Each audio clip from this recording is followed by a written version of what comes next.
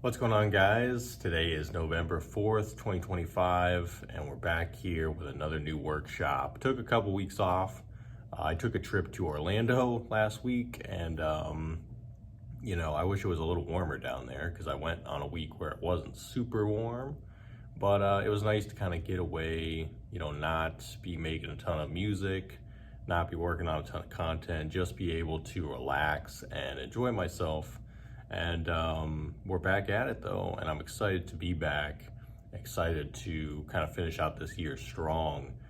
So today we're going to be talking about melody versus drums, a little bit about, what goes into the decision making of that, and really, what would you prefer as a music maker, as a producer, instrumentalist, whatever you do, what would you prefer to start with?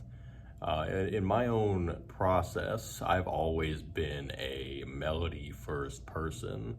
I've said that in interviews before. I've pretty much, kind of made that a whole thing to let people know, during my process, even behind the beat videos that I do, they always start with the melody first, whether it's piano, guitar, just anything that I feel like kind of gets things in motion. But there's so many producers that are able to start with drums and somehow build around that. I don't know, for me, I think that the melody is the driving force of the song itself. And that's really what kind of hooks you in as the listener as well, is, if you hear a certain chord progression that's really good, it's gonna stand out to you and it's gonna be something that kind of sticks. So that's kind of what I try to do is get the main melody down first, and then from there, build around it. But I've always been envious of people that can start with drums and somehow build like a full beat around that, because I've just never been good at it. Like, I've tried it before, and those beats usually don't come out that good. I usually have to do the drums, second or third in the process. Even if it's second, it's so much easier for me to build around that because I already have the BPM. I kind of know what style and direction I want to take it based on the melody itself. So that's just my process. But today we're going to go over kind of the differences between the two. And then from there, if this is something you've struggled with, maybe this can help you kind of decide, like, how do I put this into my own process, but how do I make it so streamlined that it becomes relatively easy and it's something that you're not really thinking about while you're doing it. You kind of just make that decision, and maybe you're someone that's not going to be doing the same thing every single time. Maybe sometimes you will start with drums and it will feel comfortable for you, and then other times you'll start with the melody and that'll be just what it is. And it might not mean that much, but I think it's something that's worth touching on just because it's something that I have thought about a lot in my own process. And I think it's something that, it does affect the way you make music at the end of the day, and kind of what is the driving force behind the music that you do make. And yes, I'm still having to drink water, guys. Still feeling a little bit on the rough side, but not as bad. I think I'm still slowly getting better. The trip did help a little bit, but that cold weather is kicking in. So I will be using that water for this video for sure. But the article we're going to be going over isn't too long. This one is from productionmusiclive.com. It's called Melody versus Rhythm, Differences in How They Overlap. So it says melody versus rhythm. While you might have ideas of what melodies and rhythm are, there are aspects of both that you might not have thought about. But at the same time, they can work wonders for your music production. What's the difference and how are they related? This article will teach you what a melody is and what a rhythm is, how they overlap, and how you use new insights to create better music in your studio. So first we have, what is melody? Melody is a linear succession of musical notes that you, the listener, perceive as a single entity. In other words, a melody is when notes of a sound play after each other and sound like the same thing. Two components make up a melody: pitch and rhythm. The pitch means the notes that play, and the rhythm means how these notes play in your chosen tempo and beat. Melodies come in many shapes and forms, and there are many ways to make a melody. Perhaps the most popular form of a melody is in the form of vocals, where the singer sings words in musical pitches that fit the chords and rhythm of the other instruments. And that obviously goes into, how the voice is an instrument, but this can even apply to before that process happens. So before any vocals are laid, usually the producers are just starting with some type of instrument like guitar, piano, etc. But you can also create melodies from virtually any instrument, even drums or percussion with tonal qualities. In electronic dance music, melodies are often called lead sounds and are created from synthesizers or sampled instruments.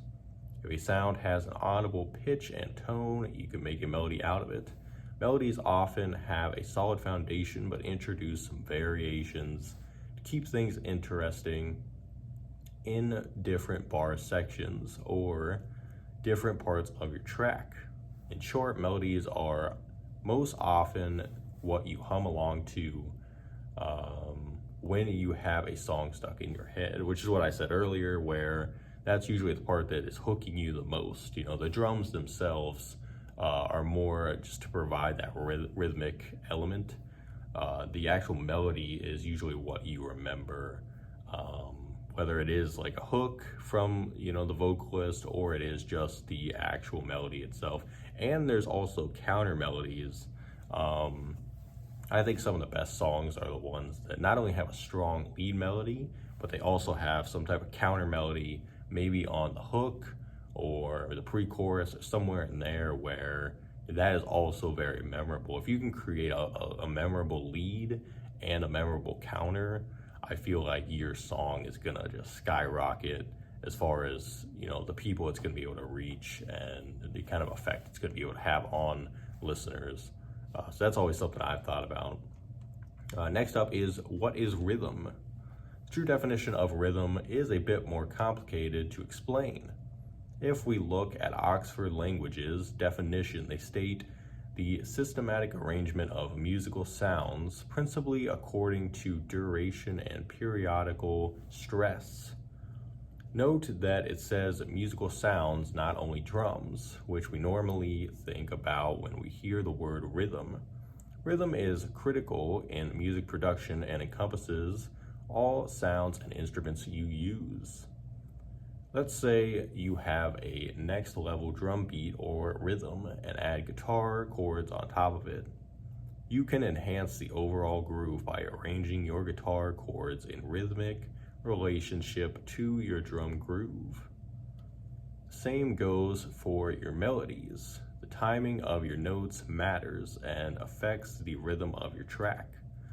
You can also change the rhythm with velocity by introducing high and low energy moments that impact perceived rhythm. One of the most important elements of music rhythm gives your listeners energy, makes them want to dance and nod their head in beat, sometimes simultaneously, but sadly, it is sometimes overlooked by producers as we are too busy crafting the perfect melody or getting the right snare sound. However, you can dedicate more time crafting interesting rhythms to take your music to a whole new level with the right mindset.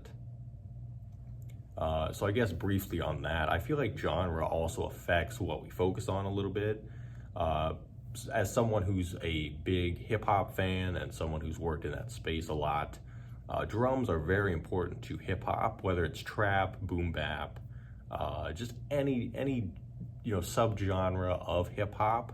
I feel like drums is a huge part of it because the drums are what cause that, like it says, the head nodding, ability. And in trap, you're focused on 808s, usually very crisp hi-hats and snares, and very punchy kicks. And I feel like in boom bap, it's more mid-tempo, down-tempo stuff. It's more dusty, old school sounding. It's not very polished. It kind of just depends on the style, but drums in hip hop are super, super vital. And then if, let's say, you're looking at a genre like pop, or well, maybe not even pop, because some pop songs, it's like the drums are very important. Other ones, it might not be as important. Or even like any type of acoustic music, that doesn't have a lot of percussion, the drums might not be as important. So it's more of like, if you're relying only on the melody, let's say an acoustic guitar is all you have to make sure that guitar is hitting on all cylinders, because there's nothing else to really carry it. Sometimes you can almost sacrifice one element for another, but if you're only using one or two instruments for a song, you kind of got to make sure that everything is hitting on all cylinders. I feel like, EDM is an example of, there's a ton of elements in any electronic song. There's drops, there's fade-ins, there's effects, there's build-ups, there's changes in tempo, all in one song. So it's like they can kind of afford to do different things, and if one element doesn't really stand out, it's not going to hurt the rest of the track.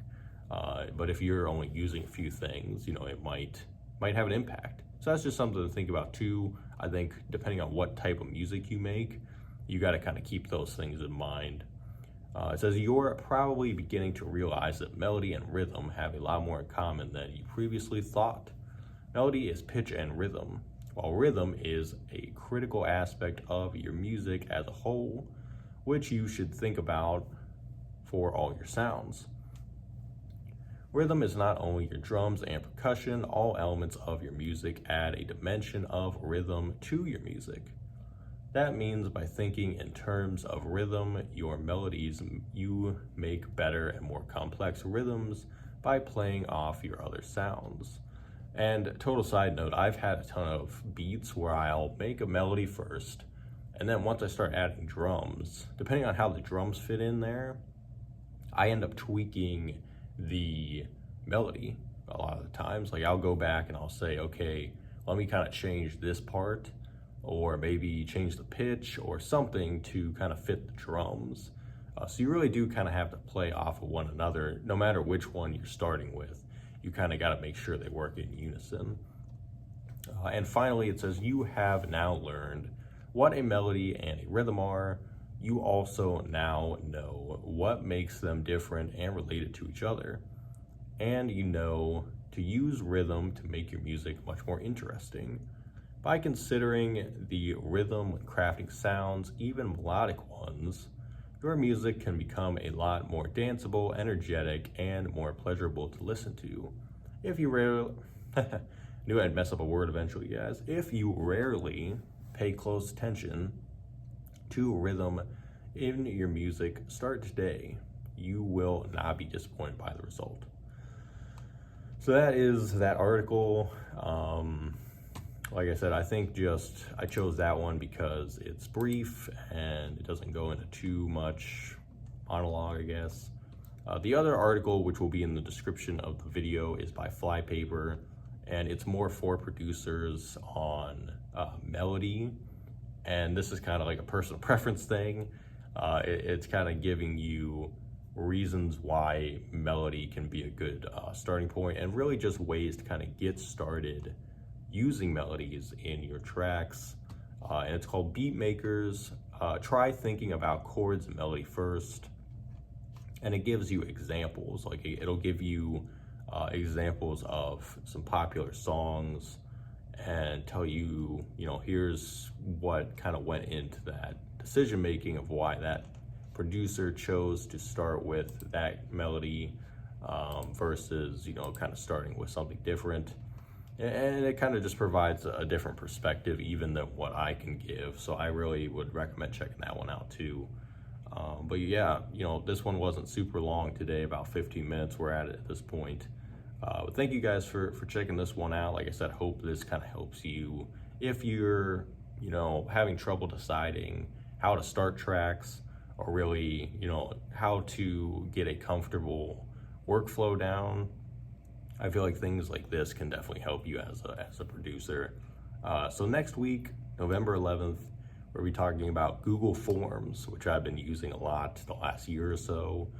We're gonna be talking about, how do you utilize Google Forms for your music creation, for collaboration. There's so many different ways you can use them. But yeah, I mean, I'm gonna be doing research on that, and I'm looking forward to doing more of these weekly to kind of close out the year. But thank you guys again for tuning in and suffering through my voice once again. But I hope you guys, as always, stay safe, stay positive, and we will see you on November 11th. So until then, take care, everyone.